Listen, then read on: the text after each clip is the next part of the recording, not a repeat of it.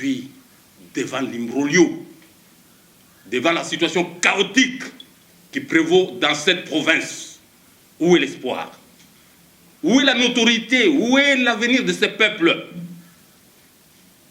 Quand les élections sont entachées d'une telle ignominie, une corruption généralisée où les députés ont été achetés après avoir été réduits dans la mendicité à coût de centaines de milliers de dollars. Il y a des candidats qui ont proposé plus de 100 000 dollars à chaque député. C'est inadmissible. Ils ont acheté la conscience de nos députés pour coloniser cette province et faire passer cette province sous le contrôle de forces obscures. Cela, nous n'allons jamais l'accepter. C'est pourquoi j'attire l'attention du peuple Congo. S'ils sont contents, qu'ils applaudissent. Mais s'ils ne sont pas contents, il y a des méthodes pacifiques de réagir devant une telle situation. Le Mukongo ne doit pas continuer à être écrasé. C'est fini. Je vous dis, si on n'annule pas ces élections, la province va devenir ingouvernable. Nous allons décréter l'ingouvernabilité de cette province dans cette situation.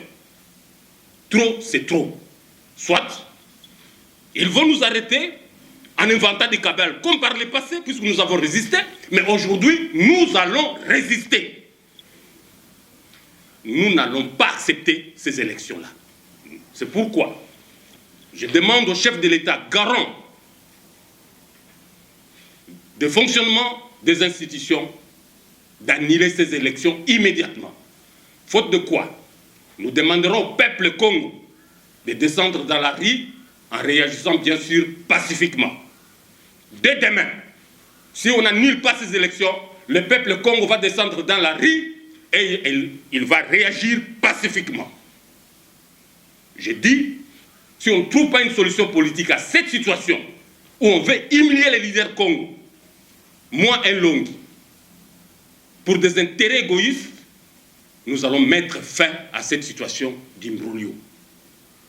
Et nous allons amener la population à réagir quant à cette injustice.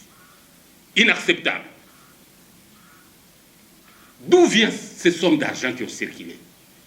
Des millions de dollars. C'est l'argent de la mafia